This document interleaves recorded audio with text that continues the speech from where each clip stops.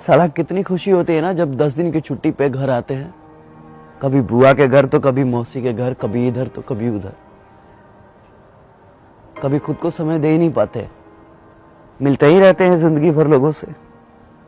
लोगों से मिलने के चक्कर में कभी खुद से मिल ही नहीं पाते हम।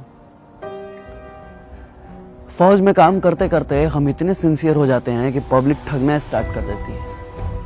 10 का सामान 20 रुपए में बेचते हैं दुकान वाले। कनपट्टी के पास 6 बाल देखे नहीं कि सामान का रेट बढ़ जाता है,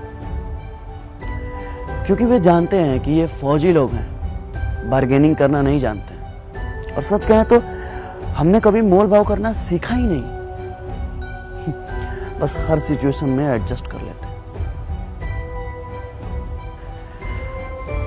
जो दोस्त हमें दोस्त समझते थे, आजकल वो हमें कैंटीन समझने लगे हैं। लेकर कार्ड और दारू से ज्यादा हमें किसी ने समझा ही नहीं।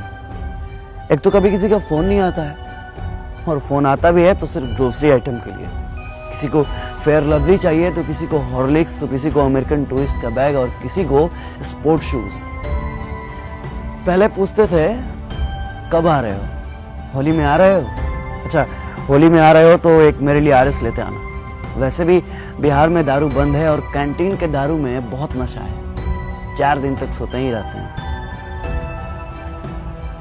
अभी घर पे 4 दिन ठीक से पहुंचे हुए होता नहीं है कि जनता सवाल पूछना शुरू कर देती है। कब जाना है? कब की ट्रेन है भाई? कब जा रहे हो? इतना सवाल तो साला खुद से हमने कभी पूछा ही नहीं जितना बगल वाले पूछते हैं। एक तो कम उम्र में ही आ जाते हैं डिफेंस लाइन में और कट जाते हैं सोशल लाइफ से। कभी किसी के शादी में नहीं जा पाते, कभी किसी के फंक्शन में नहीं जा पाते। शिकायतें सबको रहती हैं कि हम नहीं आते हैं, पर क्या करें, अपनी जिंदगी को बस एडजस्ट कर लेते हैं। अपने पर्सनल लाइफ को सोशल लाइफ से कनेक्ट ही नहीं कर पाते, क्योंकि फौजियों का कोई सोशल लाइफ ही नहीं होता।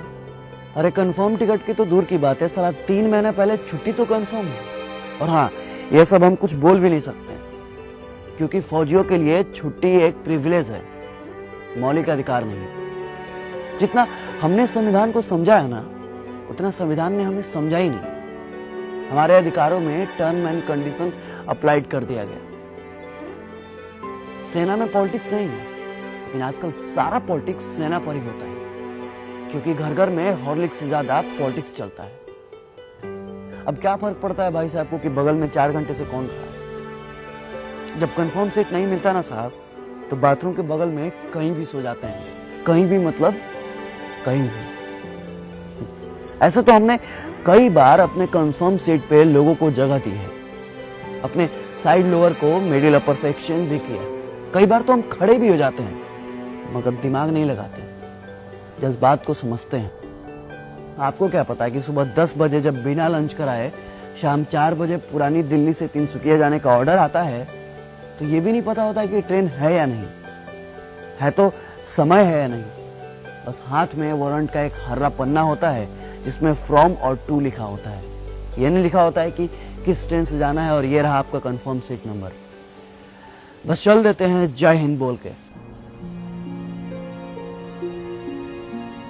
हम आपसे आपका सीट नहीं मांगते, थोड़ी सी कोऑपरेशन मांगते हैं, थोड़ी सी उम्मीद मांगते हैं, बस थोड़ी सी दिल में जगह मांगते हैं, फौजी समझकर। क्योंकि फौजियों के लिए तो सारा मुल्क अपना है। ये थोड़ी सी सिंपैथी ना किसी एलोपैथी से ज्यादा काम करती है साहब। इसलिए अपनों से गुजारिश है कि अपनों के लिए अब कभी भी ट्रेन के या बाथरूम के कहीं भी कोई फौजी भाई मिले ना, बस दिल के कहीं कोने में थोड़ी सी जगह दीजिएगा। जय हिंद, जय Bharat. If I die in a war zone, box me up and send me home. Put my medals on my chest till my mom